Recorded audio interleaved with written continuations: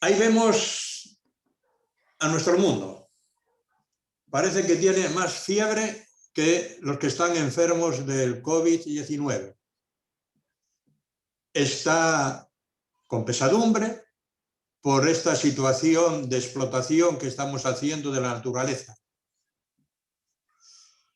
El título de este capítulo dice Las sombras de un mundo cerrado. Las sombras de un mundo cerrado. Normalmente, la mayoría de nosotros, cuando hojeamos el periódico, en vez de empezar a leer desde la primera palabra hasta la última, normalmente echamos un vistazo a los títulos. Lo mismo nos sucede en un libro. Uno va al índice para ver los capítulos. Y muchas veces cuando queremos ubicar un texto en el Evangelio, también así vamos pasando páginas y leyendo los títulos hasta que encontramos el texto que nos interesa. Si leemos los 14 subtítulos de este capítulo, se van a dar cuenta de que todos son pesimistas. Les puedo leer algunos. Los sueños que se rompen en pedazos. El fin de la conciencia histórica. Conflicto y miedo. El descarte mundial. Sometimientos y autodesprecios. La ilusión de la comunicación. Todos son títulos negativos. Por eso digo que en el fondo es una gran pesadilla que también es parte de un sueño, pero un sueño de esos que uno quiere despertar cuanto antes. Y como muestra presento solamente 3 de los subtítulos de este primer capítulo. El de los jóvenes que desprecian o les hacen despreciar la historia, la cultura de los muros y el repetitivo de siempre, la vida consumista. El de los jóvenes sin historia. Hay una tendencia en la sociedad, según el Papa, y quizá ustedes lo habrán percibido también, a lograr jóvenes que no conozcan su historia y que desprecien la historia de sus abuelos, de sus mayores, que rechacen esa riqueza espiritual, cultural, que hemos ido heredando generación tras generación. Surge el planteamiento de que todo lo viejo no sirve para nada, entre otros yo que les estoy hablando, ¿no? Y que por lo tanto todas las cosas hay que crearlas de nuevo. Hasta tenemos una canción en la iglesia donde decimos que todo lo que hay que crear de nuevo.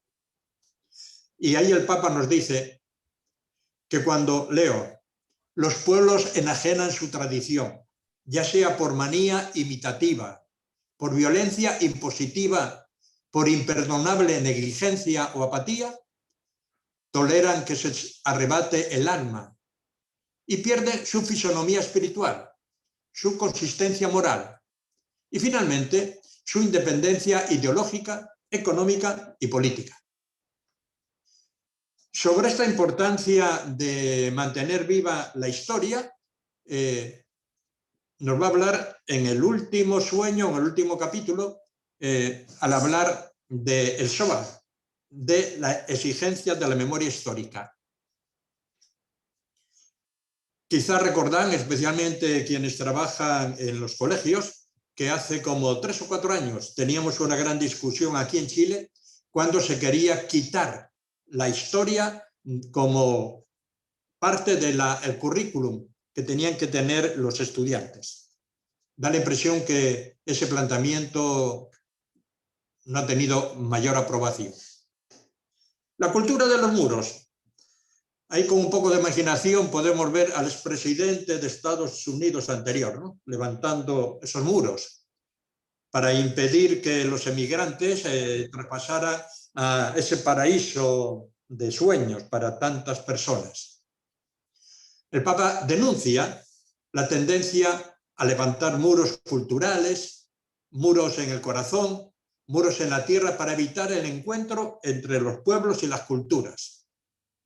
Y él dice, leo, cualquiera que levante un muro, quien construya un muro, terminará siendo un esclavo dentro de los muros que ha construido, porque le faltará alteridad. En la historia, en la cultura, se nos presenta la famosa muralla china. Después fue famoso el muro de Berlín, la muralla del señor Trump. Y no hace mucho estaba la gran propuesta de un político criollo aquí en Chile que quería hacer una zanja en la frontera del norte para impedir el paso de los emigrantes. Y el tercer punto que toco dentro de los que tiene este capítulo es la vida consumista. Sobre todo cuando es una minoría los que pueden sostener ese consumo. Y él dice que esto está provocando violencia y destrucción recíproca. No hay duda que uno de los motivos del estallido social en Chile ha sido esto. El gran desfase entre los pocos que pueden consumir en demasía y los muchos que tienen que ver cómo los otros consumen. Al leer estos enunciados negativos que presenta el Papa en la encíclica, yo me acordé de algo que a los de nuestra generación fue muy famoso en los documentos de Puebla, de Medellín y de Aparecida. Los rostros sufrientes, ¿recuerda? Rostros de niños golpeados por la pobreza, rostros de jóvenes frustrados, rostros de indígenas marginados, rostros de campesinos privados de sus tierras, rostros obreros sin derechos, rostros de hacinados urbanos, rostros de ancianos relegados. Esos rostros van aflorando a través de toda la encíclica. El Papa tiene que conocer de memoria todos estos rostros, porque, entre otras cosas, él fue uno de los cardenales que presidió la Conferencia Episcopal Latinoamericana de Aparecida. Y ahora Marta nos va a poner ahí un niñito en una ventana. ¿Ven qué niño tan lindo? Se está asomando a ese furacu, decimos en Asturias. Y uno tiene que ver en esa mirada muchos sueños. Y este niño tiene que tener, como todos los niños, muchos sueños de esperanza. Y a ello nos quiere invitar el Papa, diciéndonos que en las siguientes páginas va a tratar de alentar en nosotros la esperanza, el deseo de superar esta situación tenebrosa por la que está pasando la humanidad. Y con ello pasamos al primer sueño. Y el primer sueño es todos prójimos, todos buenos samaritanos. No hay mejor sueño que los que nos ofrecen muchas de las parábolas de Jesús, y en concreto la parábola del buen samaritano. En este sueño el Papa nos invita a volvernos todos prójimos, cercanos, especialmente de las personas marginadas, heridas, postradas, sufrientes. Nos invita a interpelar y dejar de lado la indiferencia y a sentirnos hermanos. No abundo más en este sueño, ya que es una de las parábolas más conocidas y para algunos de los que están escuchando fue parte de un retiro que tuvimos, creo, en el mes de octubre, también a través de Zoom. Pasamos al segundo sueño. Es el sueño del amor universal, del amor benevolente, del amor solidario. Un amor universal que promueve a las personas destacando el valor humano con el que estamos investidos, la dignidad de cada uno de nosotros, sea cual sea nuestra circunstancia. Dice el Papa, todo ser humano tiene derecho a vivir con dignidad, a desarrollarse integralmente, y ese derecho básico no puede ser negado en ningún país. Este amor universal es un amor benevolente, que cultiva la benevolencia, que significa la actitud de querer el bien del otro. No podemos contentarnos con no hacerle daño, no desear el mal, sino que tenemos que revertir la postura y buscar el bien del otro. Si nos fijamos, vamos a encontrar una gran diferencia entre la segunda tabla de la ley de Moisés y los mandatos de Jesús. La segunda tabla es el no. No matar, no fornicar, no hurtar, todos son nos. Mientras que la propuesta de Jesús es el sí. Amarás al otro como yo les amo a ustedes. No podemos contentarnos con las comunicaciones virtuales que ahora estamos obligados a experimentar. Necesitamos cercanía, tenemos que superar las distancias. Y por eso necesitamos que también nuestro amor sea un amor solidario y servicial, que signifique servir a los más débiles.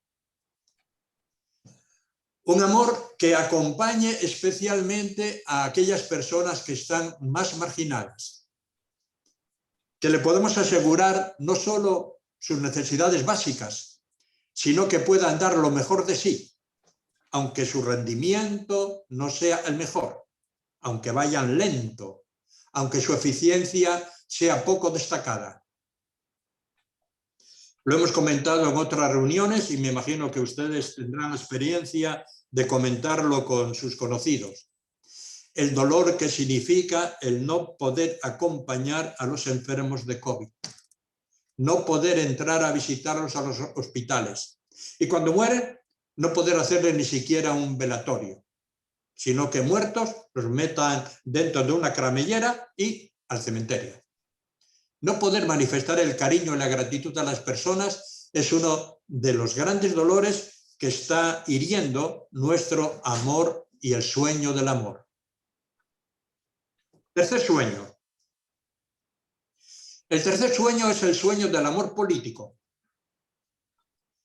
El amor no solamente se expresa a nivel de relaciones interpersonales, sino también a través de las relaciones macrorelacionales, como son las relaciones sociales, las relaciones económicas, las relaciones políticas. Un individuo, escribe en la encíclica, puede ayudar a una persona necesitada, pero cuando se une a otros para generar procesos sociales de fraternidad y de justicia para todos, entra en el campo de la más amplia caridad, la caridad política. Esto da pie para toda una espiritualidad, porque siempre se nos había dicho que la caridad más grande es la que han vivido muchos de nuestros santos. Y muchos de nuestros santos estaban totalmente ajenos al acontecer de la gente. Y ahora nos dice el Papa, la caridad política es la más amplia de las caridades. Esta caridad política tiene que ser también eficaz. Y por eso él habla de la mejor política, aquella en la que los políticos están al servicio del pueblo, y no al servicio de intereses económicos de los poderosos. Y por eso para el Papa el gran tema de la política es el trabajo. Los planes asistenciales que atienden urgencias deben ser pasajeros, porque no existe peor pobreza que aquella que priva del trabajo y de la dignidad del trabajo. Yo he escuchado voces que protestan en este momento porque el gobierno se manifiesta mucho, no sé si mucho o poco, a favor de las ayudas en bonos. Y los bonos mantienen a la persona recluida y pasiva, estática. Algunos creemos que debería manifestarse más en trabajos, y trabajos bien remunerados, de acuerdo a la dignidad del trabajador. Dentro de esta política, la gran caridad de la política, el Papa habla de una política de ternura. Dice también, en la política hay lugar para amar con ternura. Y se pregunta, ¿qué es la ternura? Es el amor que se hace cercano y concreto. Es un movimiento que procede del corazón y llega a los ojos, a los oídos y a las manos. La ternura es el camino que han recorrido los hombres y las mujeres más valientes de la historia. Estamos en plena campaña política. Aquí en Chillán también se hace política. Las 4 famosas avenidas, y hoy tuve que ir al centro, están llenos de esas palomitas o palomas, con las propuestas, y más que la propuesta, los rostros de las y los candidatos a las diferentes opciones de la próxima elección del 11 de abril. ¿Cómo podemos valorar a esos candidatos en la dimensión del amor, de la ternura, de la preocupación solidaria y no del populismo? Es difícil. Pero a los que queremos asumir lo que nos dice la encíclica del Papa, se nos pide un esfuerzo un poco más grande. No solamente votar por afinidad, no solamente votar porque es de mi partido, sino, en la medida de lo posible, preguntarnos, ¿esa persona, ese candidato, tiene corazón humano o solamente un interés? Y dentro del amor político, el Papa subraya lo que se llama los movimientos populares. Los movimientos populares son organizaciones comunitarias, no partidistas, que surgen de necesidades comunes concretas. Y él dice, ahí está escrito, una expresión muy hermosa, son poetas sociales que trabajan, proponen, promueven y liberan. Con ello sería posible un desarrollo humano integral, que implica superar esa idea de las políticas sociales concebidas como una política hacia los pobres, pero nunca con los pobres y nunca de los pobres. Y mucho menos, dice, inserta en un proyecto que reunifique a los pueblos. Yo cuando leo esta expresión también lo amplío a nuestra Iglesia. Una Iglesia concebida hacia los pobres, pero nunca con los pobres y nunca de los pobres.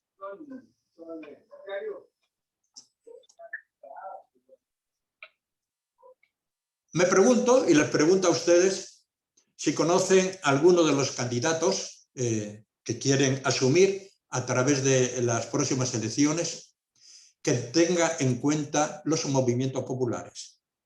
Yo no he escuchado a nadie que los mencione. Y el Papa nos invita a aceptar el desafío de soñar y pensar en esa otra humanidad a través de los movimientos populares. Y todos conocemos las muchas reuniones que este Papa ha tenido con estos movimientos populares, donde se plantea una y otra vez las famosas 3 T's: techo, trabajo, tierra. Techo, trabajo y tierra para todos. Ese es un gran sueño de Francisco y pienso que nuestro. Y juntamente con los movimientos populares, el otro planteamiento que él hace en este sueño del amor en la política es la emigración. Y lo plantea sencillamente ahí en 2 niveles. Toda persona tiene derecho a no emigrar y toda persona tiene derecho a emigrar. Lo ideal sería la primera, no tener que emigrar porque cada uno en su patria, en su pueblo, allí en su terruño donde nació, tiene lo suficiente para realizarse como persona, para crear una familia, para vivir con dignidad. Pero si eso no se logra, toda persona tiene derecho a emigrar. Es un derecho humano, porque la tierra es de todos. Y desde la visión de la Biblia, Dios no hizo divisiones de fronteras en la tierra. Esos son planteamientos nuestros, que además vemos cómo históricamente las fronteras se han ido corriendo. Por lo tanto, si una persona se ve obligada a emigrar, lo hace con todo derecho. Y las naciones, ahí salen las exigencias que subraya la encíclica que tenemos que tener hacia los emigrantes. Acogerlos, protegerlos, promoverlos e integrarlos. Y cuando lleven un tiempo y hayan sido ciudadanos consecuentes, tienen el derecho a la plena ciudadanía. Hasta hace unos años, el sueño de los emigrantes estaba en las naciones de Europa o en Estados Unidos. Pensemos que en este momento el sueño de muchos emigrantes es Chile. Y esto pienso que debería llenar de orgullo a los chilenos, que desde otras naciones la gente sueñe con llegar a Chile. Pasamos al siguiente sueño. El sueño de los caminos de reencuentro. Caminos de paz que lleven a cicatrizar las heridas de nuestra sociedad. Y para recorrer esos caminos de encuentro se necesitan artesanos y peregrinos de la paz, dispuestos a generar procesos de sanación y procesos de encuentro. En la visita que el Papa acaba de hacer a Irak, él la presentaba de esta forma: voy como peregrino penitente, a implorar al Señor el perdón y la reconciliación tras años de guerra y terrorismo, a pedir a Dios consuelo para los corazones, curación para las heridas. Y voy entre ustedes como peregrino de paz, para repetir: todos ustedes son hermanos. En este viaje, el Papa está aplicando la encíclica que acaba de escribir hace poco tiempo.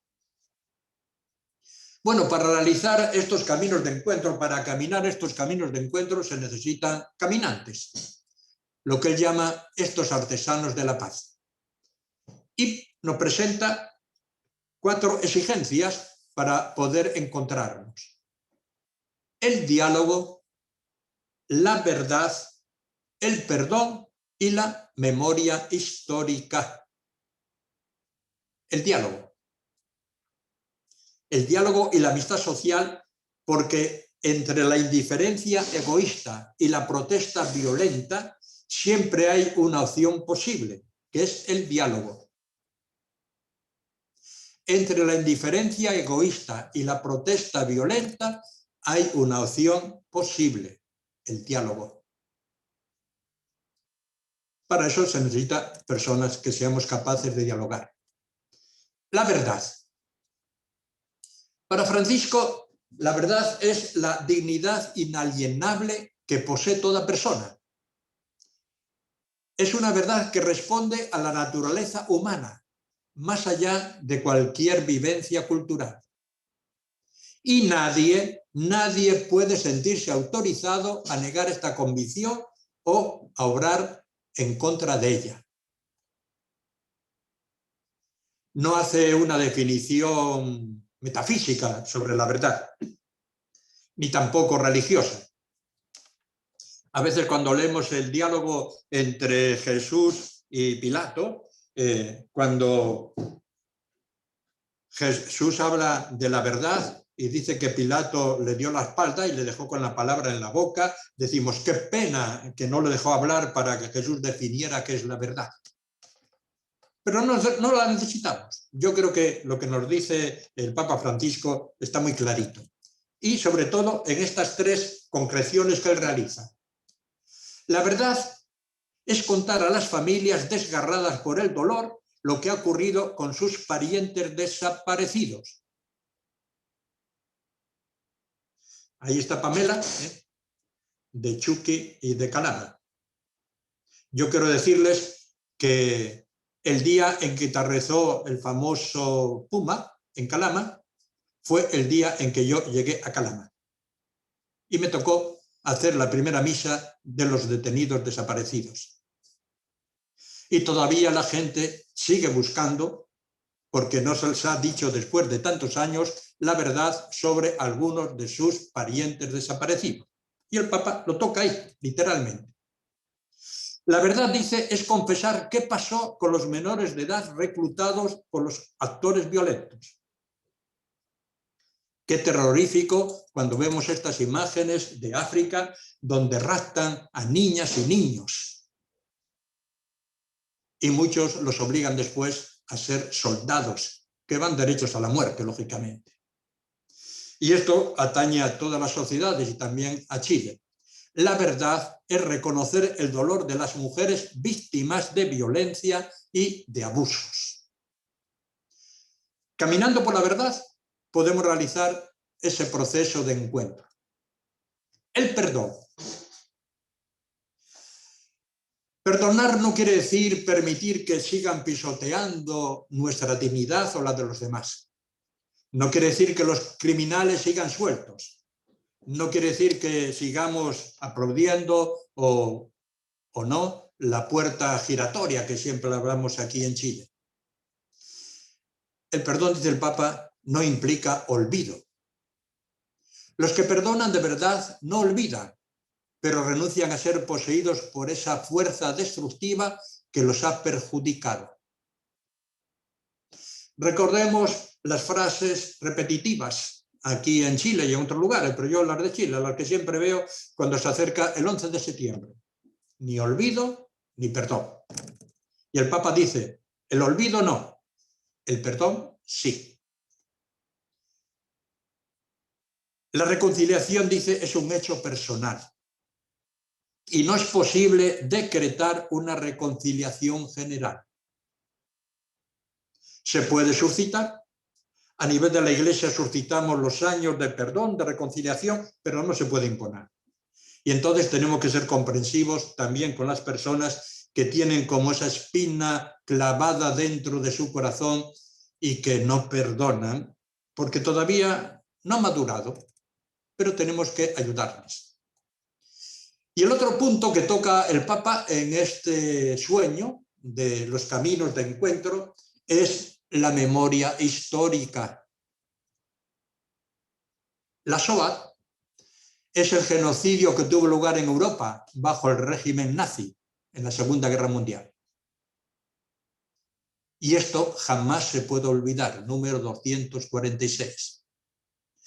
Es el símbolo de hasta dónde puede llegar la maldad del hombre cuando, alimentada por falsas ideologías, se olvida de la dignidad fundamental de la persona que merece respeto absoluto, independiente del pueblo al que pertenezca o a la religión que profese.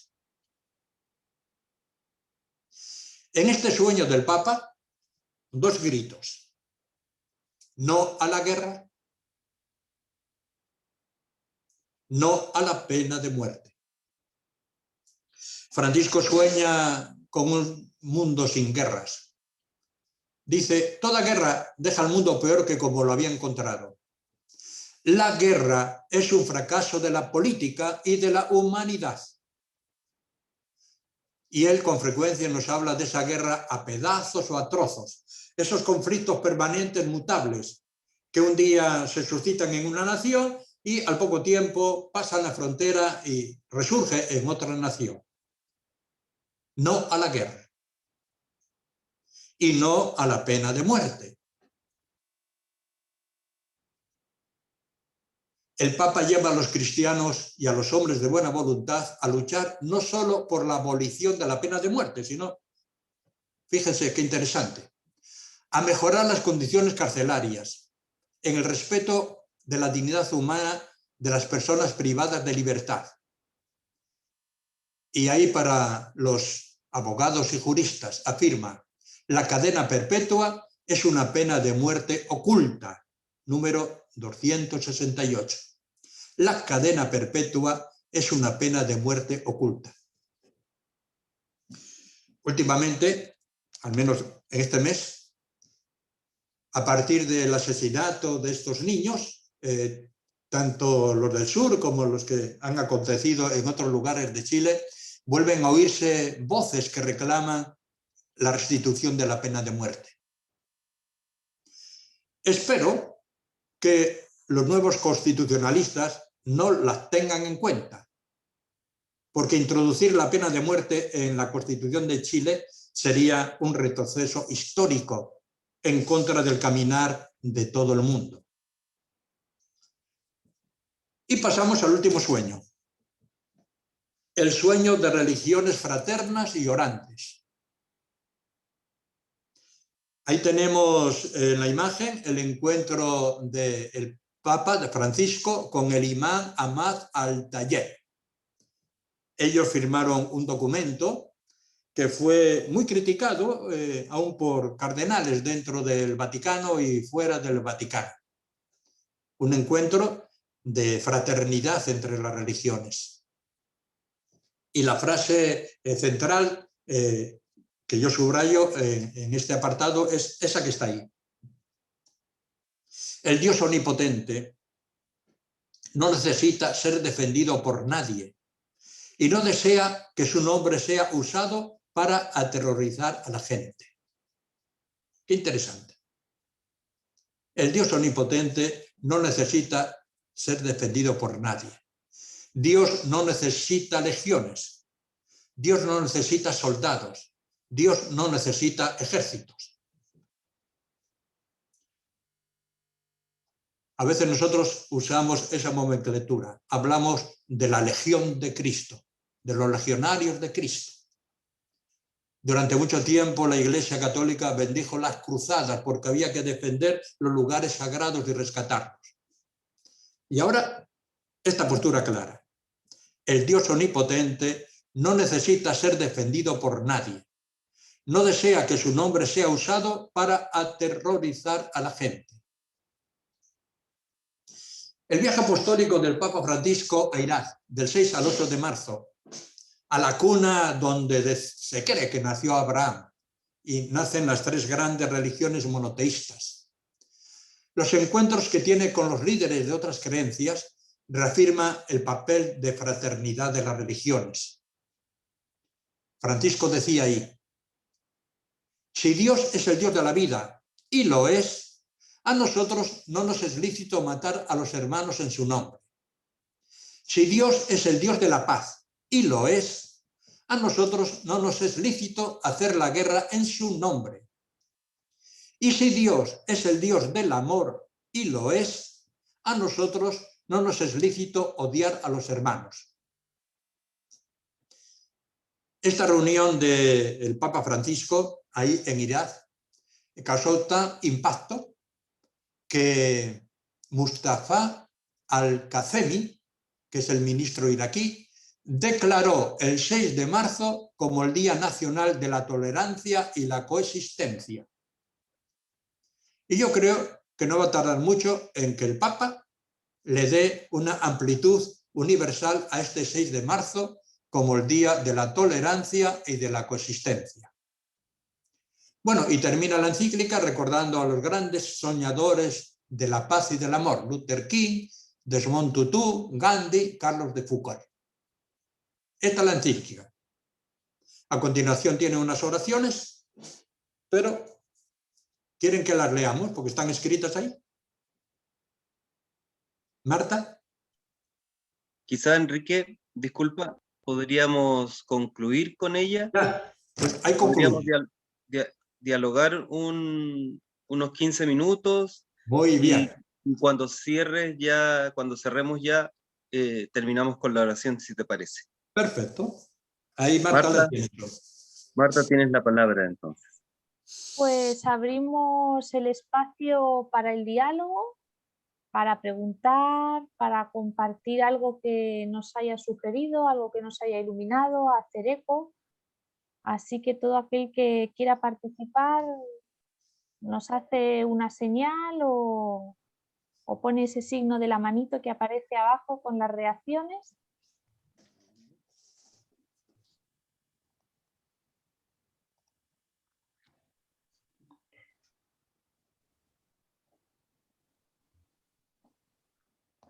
Mira, mi pregunta es si se ha leído la encíclica o si tenemos intención de leerla, porque esto es un resumen. Esa es mi intervención. Punto. ¿Cómo estamos, Padre Enrique? Tanto tiempo, ¿cómo está usted? Muy bien. Bene, bene. Qué Vamos bueno, a me dar- alegra.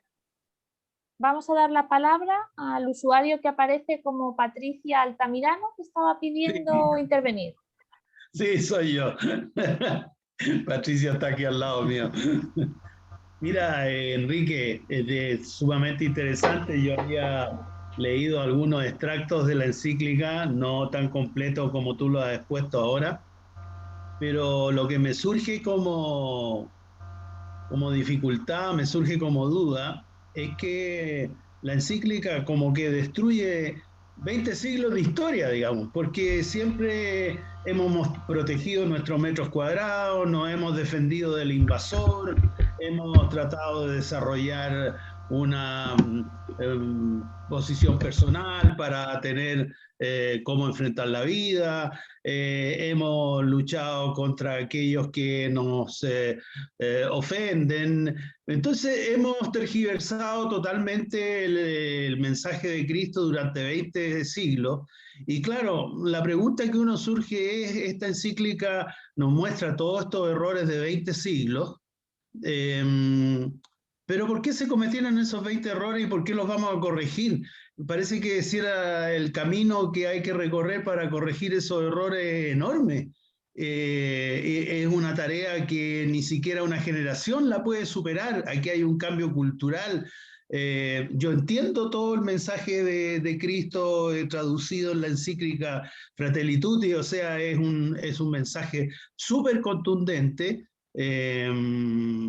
Papa Francisco, que casi podría decir que lo conozco personalmente, está representando una postura muy fuerte dentro de la iglesia. Entonces, la pregunta no es rechazo lo que dice el Papa Francisco, sino que al revés. ¿Cómo podemos revertir esos 20 siglos de historia? Esa es la gran pregunta, digamos. Porque Europa nos enseñó, y la historia que nosotros leemos en Chile, la historia de Europa nos enseñó a través de los romanos, a través de los feudales, a través del imperio español, a través del imperio inglés, que había que hacer lo contrario de lo que dice la Biblia. Entonces, ¿cómo lo revertimos eso a través de una sola encíclica? Ese es el comentario, Enrique. Me Buenas parece. noches. Creo que lo importante es la respuesta. La pregunta ya la tienes, a ver cómo respondemos. ¿Cómo lo llevas a la práctica? Ahí, Fray Paco quiere intervenir. Adelante. Sí, a ver, tres, cuatro cositas rápidas. Uno, yo ya leí toda la encíclica. He querido hacer como un resumen, pero está medio complicada, es un poco larga. Segundo, estoy en este momento metido en la edición de un de Quolivet con la visita del Papa a Irak, que es como, lo dijo Enrique, es como hizo en su propia vida, con su propio viaje a Irak, es una ilustración viva de la carta misma, ¿sí? Y después las otras son tres observaciones sobre las cosas que dijo Enrique.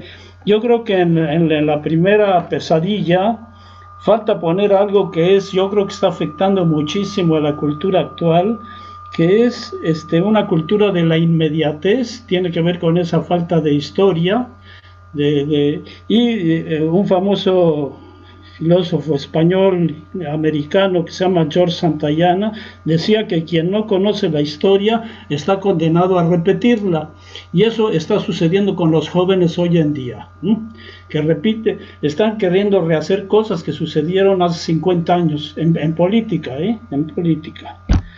Y la otra cosa es el mundo de las redes sociales, que crea un mundo ficticio, crea el mundo de las mentiras, de los engaños, del embaucamiento de la gente y de las teorías de la conspiración. Y hay gente que vive en ese mundo.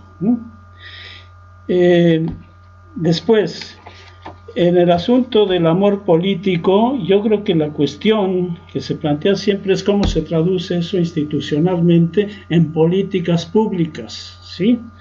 Yo quiero poner un ejemplo que puede llamar la atención, pero que es la forma de institucionalizar políticamente, por políticas públicas, un apoyo fuerte a la sociedad. Es lo que acaba de hacer Joe Biden en Estados Unidos con un paquetazo de $2,000 millones para sacar adelante a todo un país, por cuestiones de pandemia, de falta de trabajo, de educación, o sea, todo lo que constituye la base de la vida de un país para sacarlo adelante. El gobierno ha entrado, pero con una carga enorme de políticas públicas, equivalente a lo que sucedió en los años 30 de la Gran Depresión. Y eso a veces no lo pensamos los cristianos, estamos enredados en la pura cuestión interna de la parte espiritual, pero todo eso se tiene que traducir en políticas públicas, ¿sí? Ya, y ahí le paro.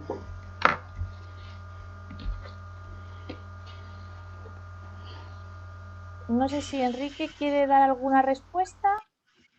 Si no, damos la palabra a Ramón Solá, que había pedido intervenir. Adelante, Ramón. Hola Marta, muchas gracias, un gusto verte, gracias Enrique, un saludo a Fray Paco, que siempre nos manda tantas cosas tan buenas para leer. Bueno, y como ustedes saben, yo soy uno de esos políticos, no políticos, sí, soy político, candidato a constituyente. Esta locura que se me ocurrió y que en cierto modo siento que nuestros hermanos dominicos también son medio responsables, porque de alguna manera el cristianismo es salir hacia afuera, que es un poco el resumen de la Fratelli Tutti, que entre paréntesis la estoy leyendo, porque el día sábado me invitaron a un conversatorio de la Fratelli Tutti y la Constitución y el proceso constituyente. Así que naturalmente era imperdible escuchar este conversatorio de Enrique. Me acordé cuando Enrique hablaba de la pena de muerte. Por supuesto, si yo tengo la suerte de estar ahí, me voy a oponer absolutamente a la pena de muerte. Probablemente van a haber otros constituyentes que van a llegar y van a estar a favor de la pena de muerte.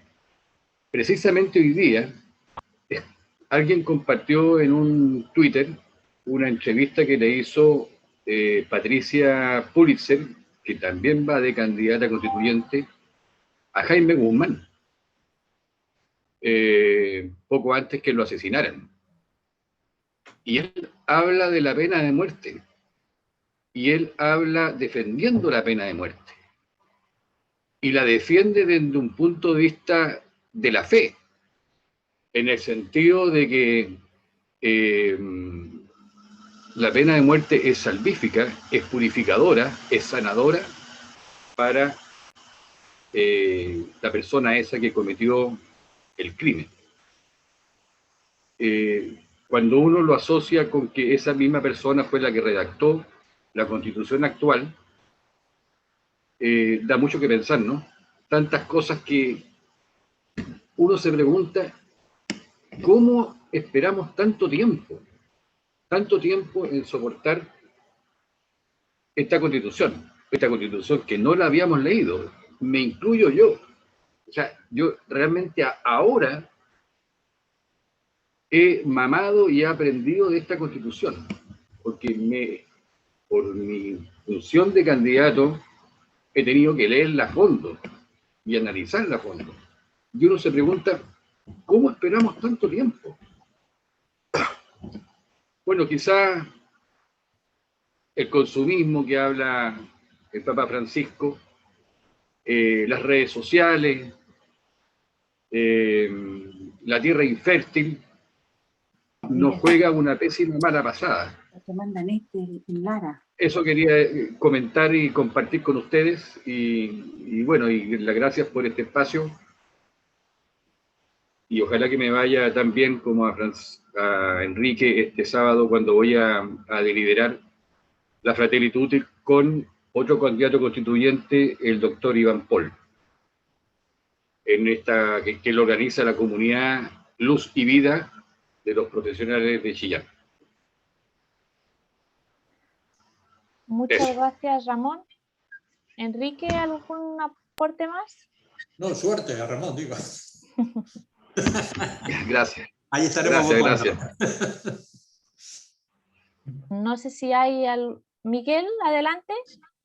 Sí, no, mira, muy breve. Primero que nada, no es novedad que Enrique nos sorprenda, pero profundamente con sus reflexiones. Los conocemos tanto tiempo que no me llama la atención el llamado que hace a reflexionar.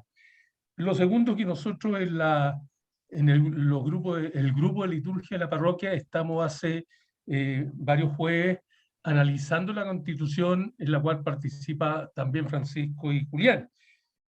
Y ya vamos en el análisis de este jueves, que yo creo que vamos a tener que suspenderlo por esta reunión tan interesante que estamos teniendo.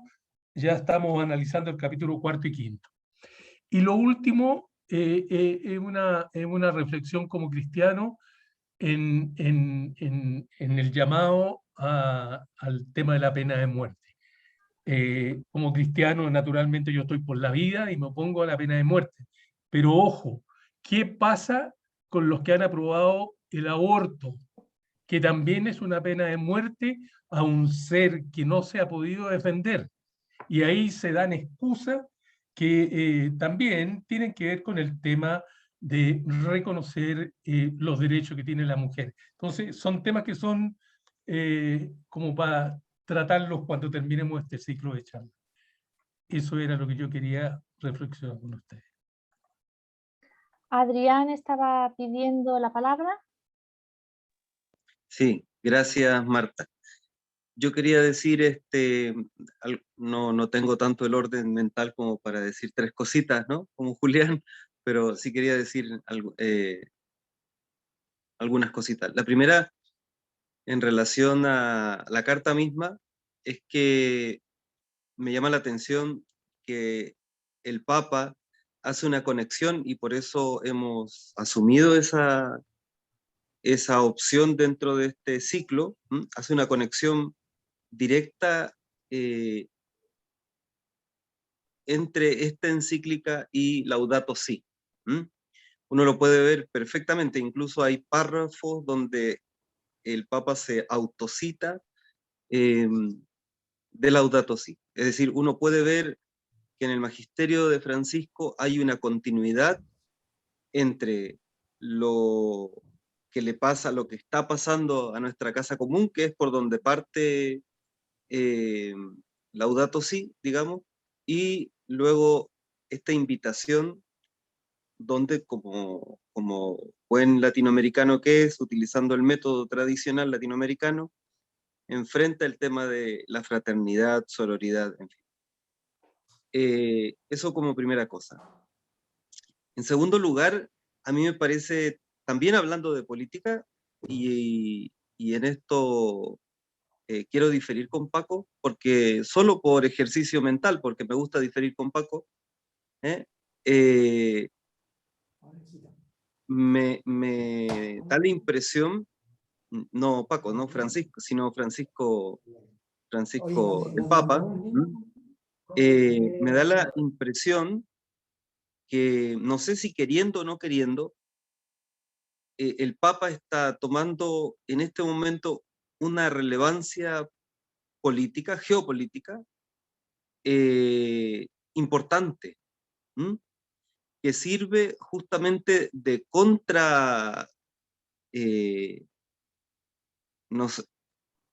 que sirve de oposición, si uno quiere, a toda esa mentalidad belicista que se ha impuesto en nuestra sociedad, ¿no?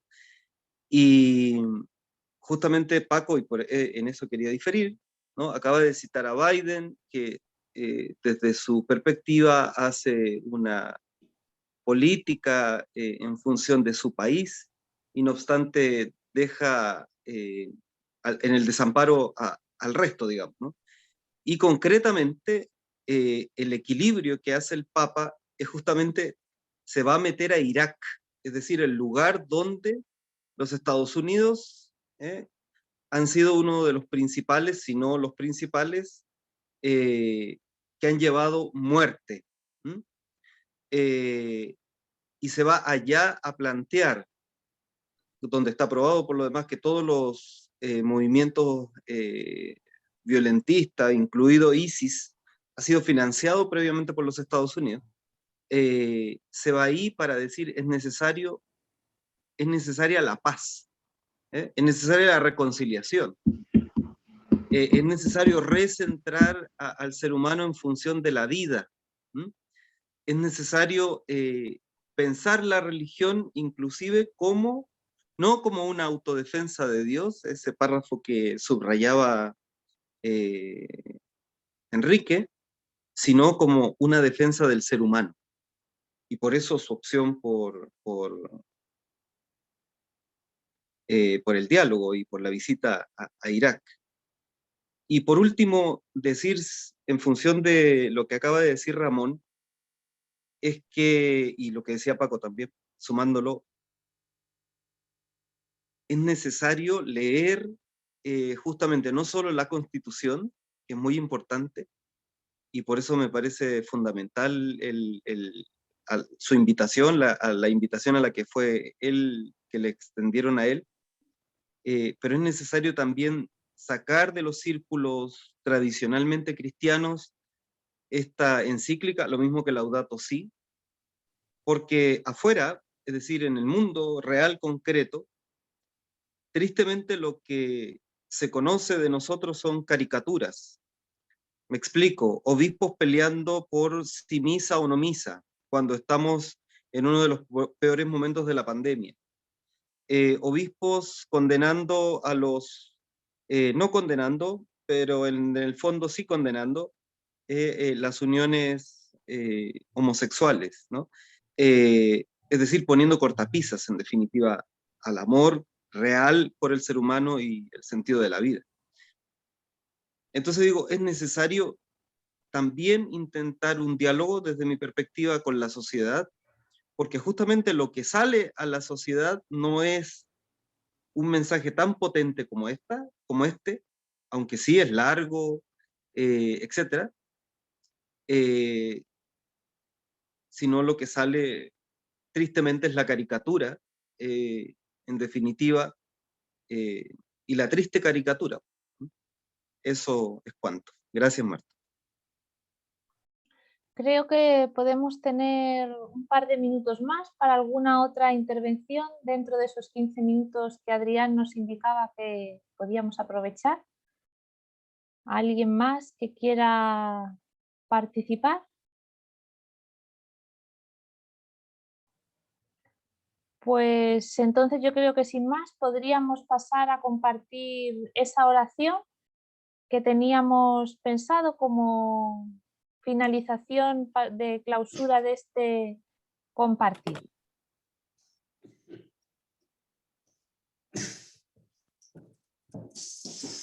Al final de la encíclica el Papa presenta dos oraciones. Aquí hemos colocado la oración ecuménica. Lo hacemos al unísono.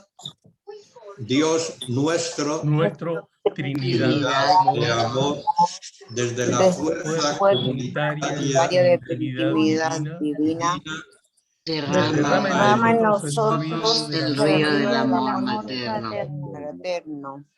Danos ese amor que se reflejaba en los gestos de Jesús, en su familia de Nazaret y en la primera comunidad cristiana. Concede a los que vivamos en el Evangelio, podamos reconocer a Cristo en cada ser humano, para verlo crucificado en las angustias de los abandonados y olvidados del mundo, y resucitado en cada hermano que se levanta. Ven, Espíritu Santo, muéstranos tu hermosura, reflejada en todo lo que es de la tierra. Para descubrir que todos son importantes, todos son necesarios, son rostros diferentes de la misma humanidad, ambas. Amén.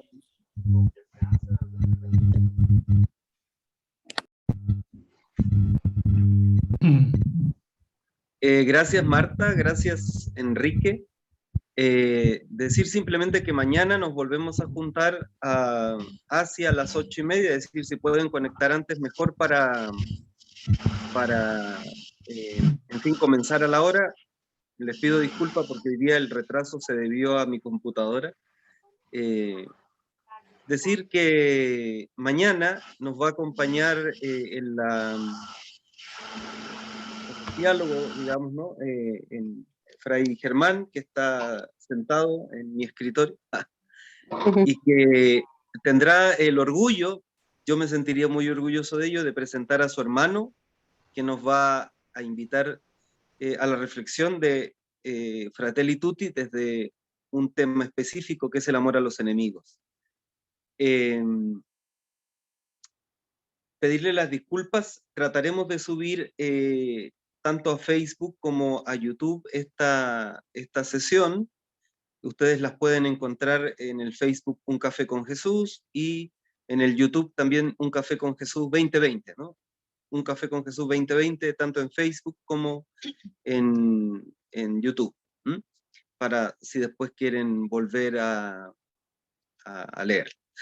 Por supuesto, el mismo link que hoy día les sirvió es el que nos sirve también mañana y pasado mañana. Así que muy buenas noches a todos, a todas. Muchas gracias por su compartir, por su presencia, y si Dios quiere, nos vemos mañana. Muchas gracias. Muchas gracias, buenas noches. Muchas gracias. Buenas noches. Buenas noches. Buenas noches. Adrián, tú me dices cómo sigo. Tienes que dejar de grabar. Ya lo paro.